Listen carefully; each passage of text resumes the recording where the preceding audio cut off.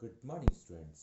प्यारे बच्चों, आज हम शंकु परिच्छेद में एक नए टॉपिक दीर्घवृत्त से संबंधित कार्य करेंगे, जिसके आधार पर एक्सरसाइज 11.3 आपको दी हुई है।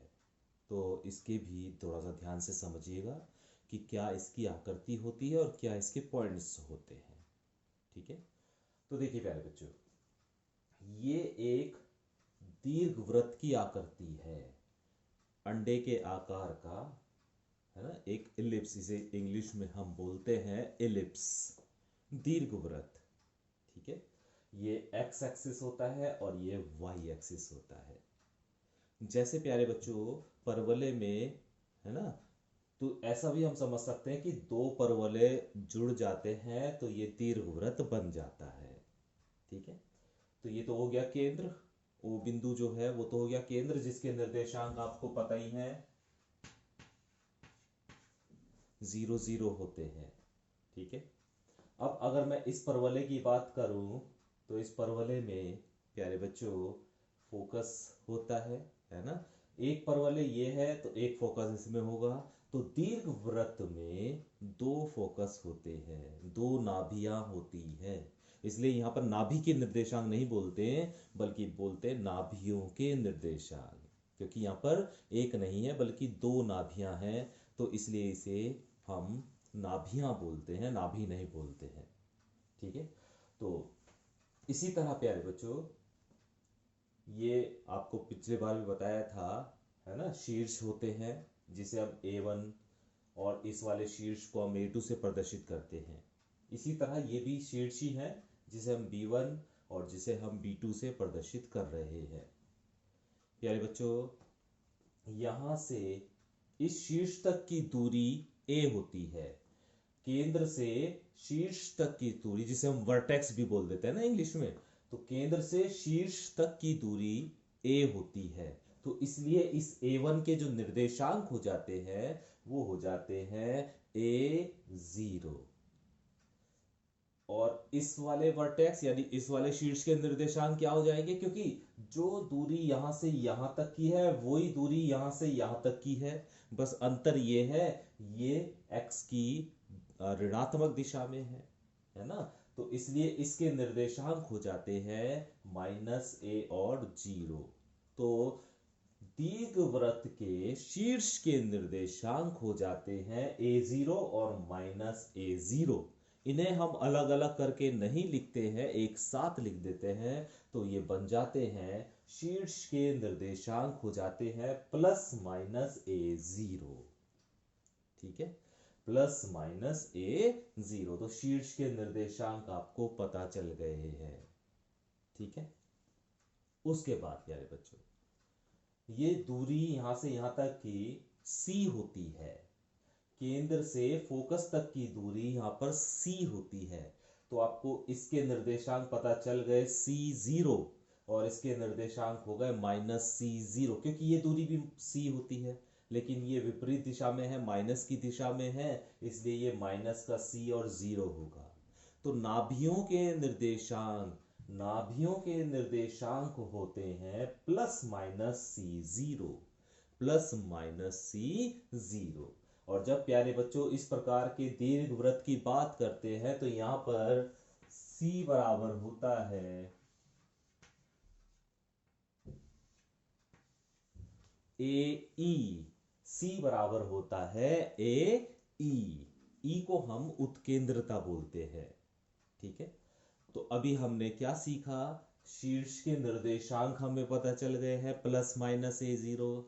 नाभियों के निर्देशांक हमें पता चल गए ±C0, और C की जगह हम AE भी लिख सकते हैं, क्योंकि C बराबर AE होता है जब इस तरह का परवलय होता है। तो C की जगह अगर मैं AE लिख दूं तो वो हो जाएगा ±AE और 0। तो नाभियों के निर्देशांक भी आपको पता चल गए हैं।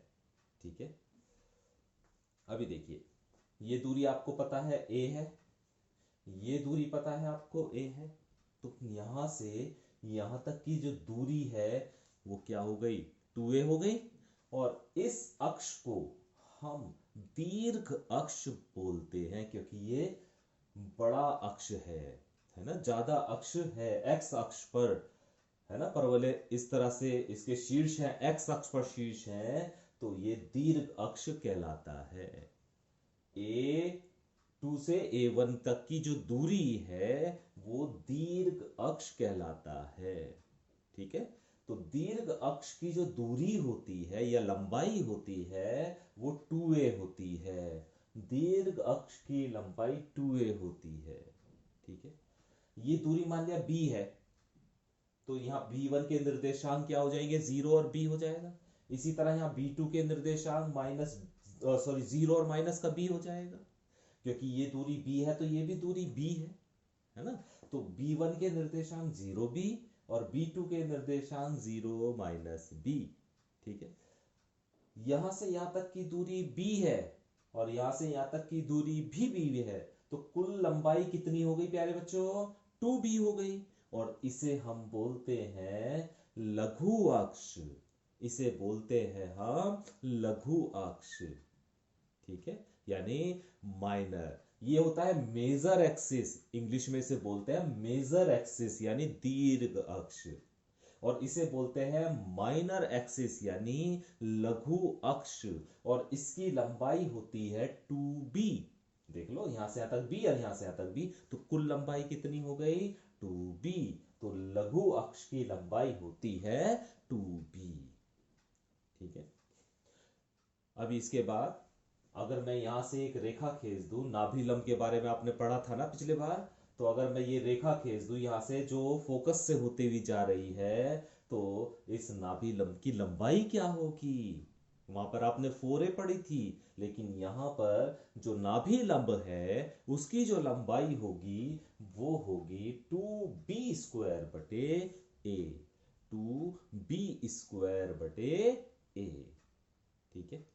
और उत्केंद्रता E, जैसे मैंने यहां पे बताया, तो E बराबर क्या आ रहा है यहां पर, C/A, C/A।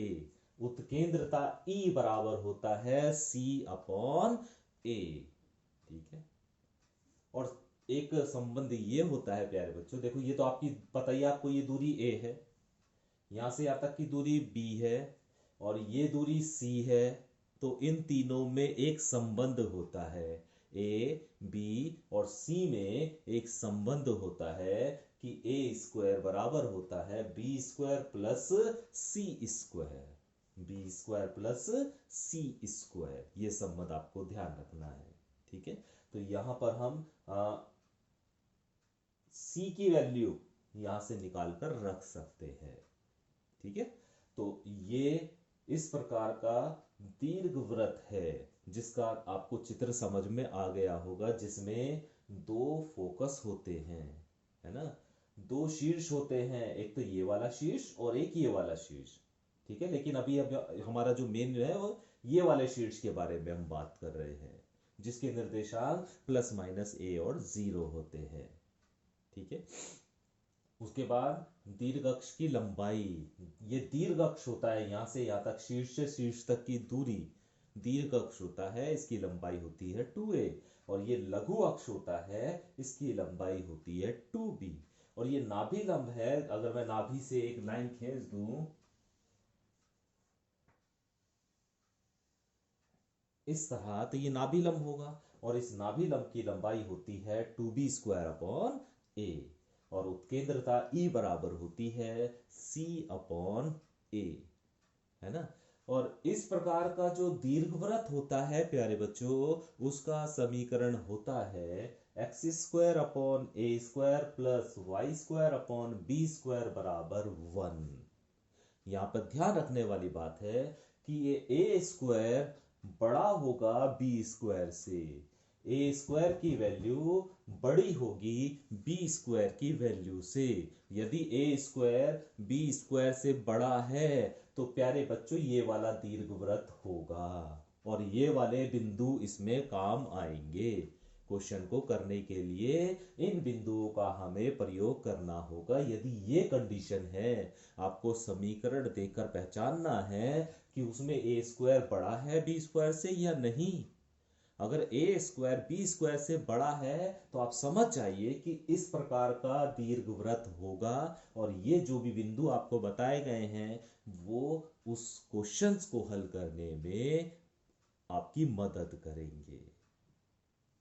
ठीक है, अभी हम दूसरे प्रकार का दीर्घवृत्त भी देख लेते हैं और उसके जो भी पॉइंट है उस पर भी हम चर्चा कर लेते हैं। थोड़ा सा फर्क है, थोड़ा थोड़ा फर्क है ना, ज्यादा फर्क नहीं है लेकिन थोड़ा थोड़ा फर्क है, तो उसे आप थोड़ा सा ध्यान रखिएगा।